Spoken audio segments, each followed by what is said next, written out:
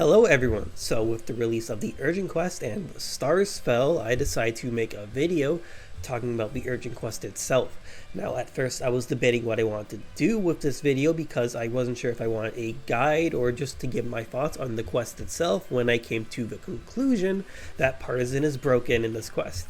I came to the conclusion that I'd do a bit of both and talk about some of the minor optimizations you can do to make the Urgent Quest much easier for you in the long run. Kind of funny how I stuck some hunter stuff in there, huh? Anyways, with that being said, let's actually get into that. So first off, you are given a lengthy time to basically get into the position before the actual fight starts. I recommend starting off by placing large holograms slightly north to where you spawn in so that you can ruin the transition to phase 2 for everyone. What? Anyways, what you'll want to do is go to the far left corner of the arena to your north.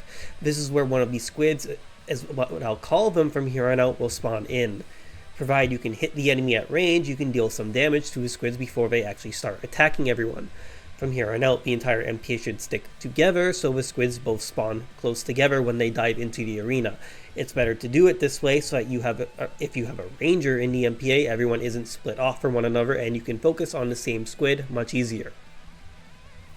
Later into the fight, after dealing around 40 to 50% of the boss's HP, the second part of phase 1 begins and throwable items will spawn occasionally. These are basically walls you can place and they are used to shield the MPA from incoming lasers which periodically occur. These lasers are unblockable. Make sure to place these down because they can and will interrupt your attacks and deal substantial damage to everyone otherwise. Other than that, there isn't much to actually say here other than to plan out your PA's usage during the first half of the phase so you don't waste your DPS as the squids both fly off after a certain amount of time during the first half of the fight. It's very similar to how you would handle Solus phase 2 in that way. After the boss's HP is depleted, you will go into phase 2. Phase 2 is done entirely in Mars, so it's a very good idea to make sure you not only have your Mars skill tree good to go, but also have the right armaments equipped.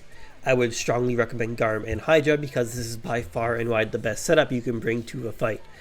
By using Garm normal attacks, both held and unheld, you can deal a lot of damage between Vael's attacks.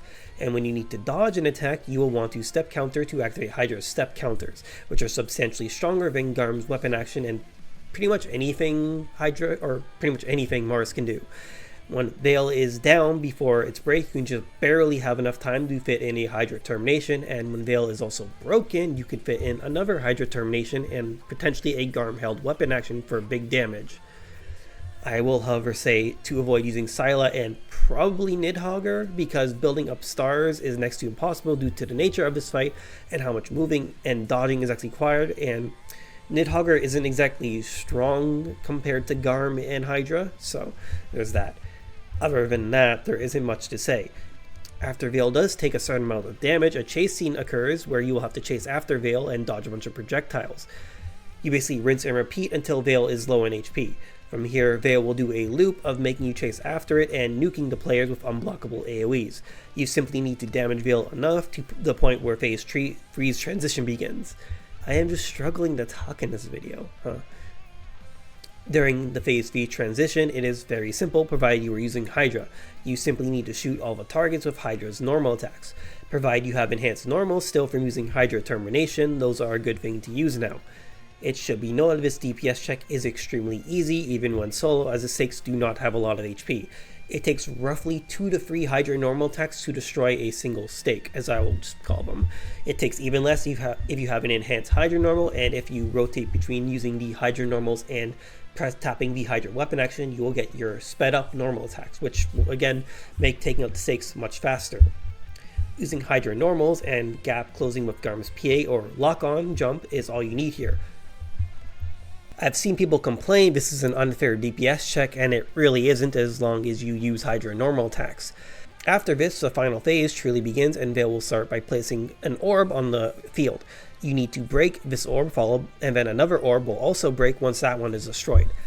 Afterwards, Vael will begin charging an attack from its head and you simply need to finish off the last of its HP to clear the quest. That's basically all there is to this quest.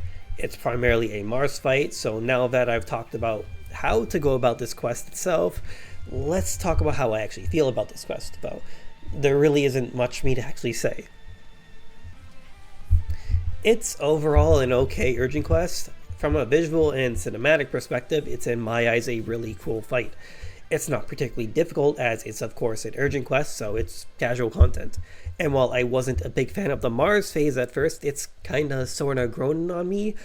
Maybe that's because I've been Stockholmed into it because I've done it so many times now for an Acrocelia weapon. It is a cool fight though, and I generally like it. It's, I would have preferred if I could use my actual weapons more.